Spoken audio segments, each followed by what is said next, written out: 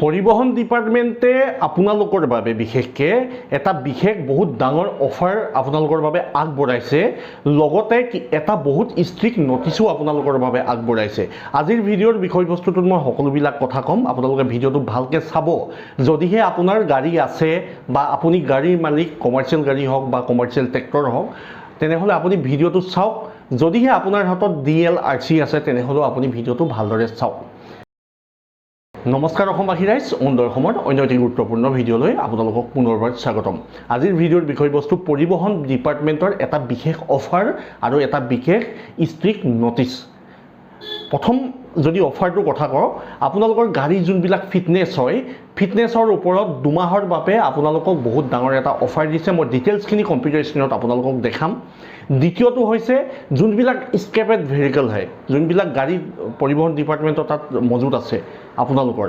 মালিকসকলে বহুত এটা ডাঙৰ অফাৰত আপ টু 75 মানে পাৰ্চেণ্টেজ আপোনালোকে ৰেহাইত 75% ৰেহাইত আপোনালোকে সেই স্ক্ৰেপেড বাহনখন আপোনালোকে ল'ব পাৰিব পুনৰ ঘূৰাই বুজিলেনে তাৰপাছত টেক্সৰ ক্ষেত্ৰত দুটা মাহ দিছে অনতিপলমে কৰিব হা টেক্সৰ ক্ষেত্ৰত যিসকল গাড়ী বাহনৰ টেক্স ক্লিয়াৰ নাই তেখেতলোকৰ বাবে বৃহৎ অফাৰ এটা আছে পৰিবহন ডিপাৰ্টমেণ্ট দিছে লাষ্ট 2 মাহৰ বাবে আগষ্টৰ 1 তাৰিখৰ পৰা আৰম্ভ হৈছে আৰু লগতে RC আৰু DLৰ 3 মাহ সময় দিছে অনলি 3 মান্থ RC আৰু DL যদি আপোনাৰ যদি সেই পুৰণাখন আছে বুজিলে যদি ডিজিটাইজ নাই কৰা তেনেহ'লে সেইখন আপোনালোকে ডিজিটাইজ কৰিব লাগিব আগষ্ট মাহৰ পৰা 3 মাহৰ ভিতৰত অন্যথা আপোনাৰ RC আৰু DL আইন অনুসৰি বিহিত ব্যৱস্থা লোৱা হ'ব সেইবাবে আজিৰ ভিডিঅ'টোত মই গোটেইখিনি ইনফৰমেশ্যন আপোনালোকক গ্ৰাফিক স্ক্ৰীনত দেখাই দিছোঁ কাৰণ ডিপাৰ্টমেণ্টৰ ফালৰ পৰা যোনকেইখন নটিছ মানে আহিছে বা যোনকেইটা আপোনালোকৰ লিফলেট আহিছে মই সেইকেইটাই আপোনালোকক দেখাম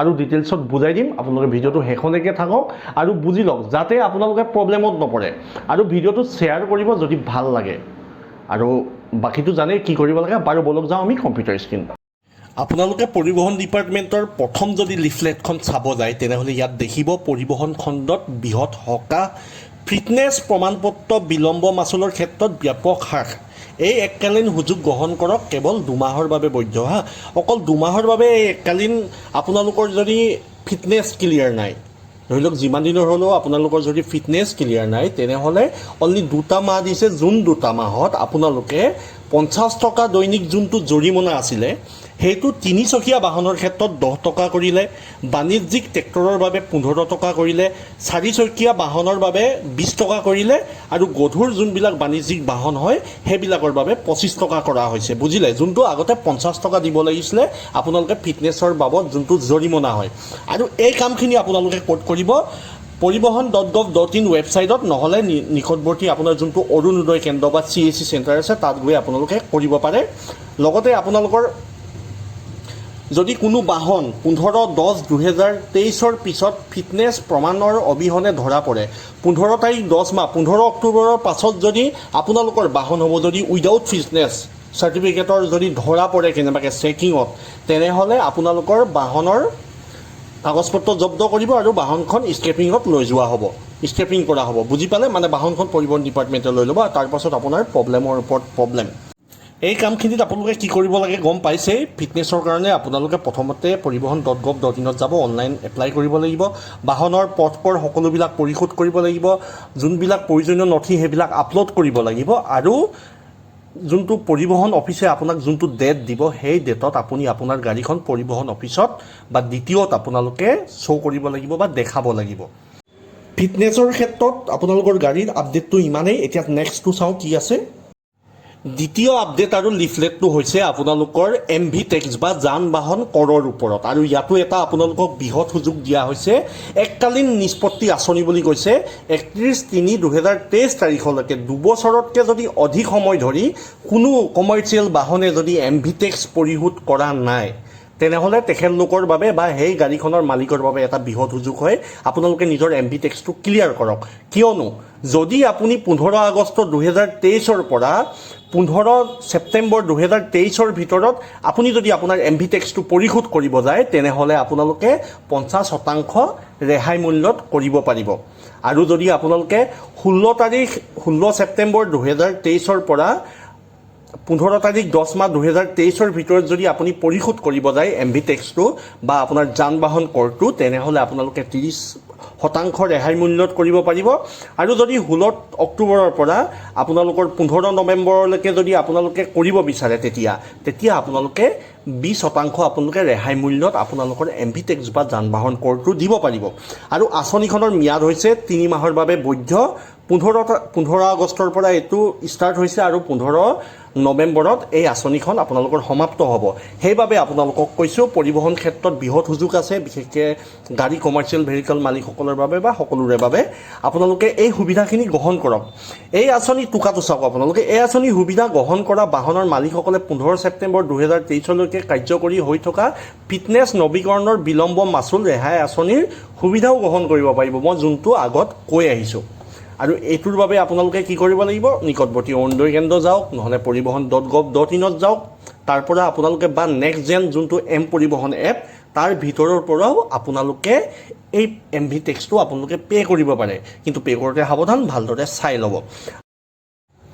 নেক্সট আপডেটটো হ'ল পৰিবহণ ডিপাৰ্টমেণ্টৰ আপোনালোকৰ যোনবিলাক স্ক্ৰেপেড বাহন হয়, আপোনালোকৰ যোনবিলাক গাড়ী পৰিবহণ ডিপাৰ্টমেণ্টে মজুত কৰি ৰাখিছে, তাৰ ওপৰত এককালীন নিষ্পত্তিৰ আঁচনি। আৰু এই আঁচনিখনৰ বাবে আপোনালোকে একেবাৰে পদক্ষেপ 1টো চাওক, কেনেকৈ আবেদন কৰিব। নটাৰীকৃত শপতনামাৰ সৈতে সংশ্লিষ্ট পঞ্জীয়ন কৰ্তৃপক্ষৰ ওচৰত আবেদন কৰক। আপোনাৰ দ্বিতীয় অফিচত আপোনালোকে আবেদন কৰিব লাগিব।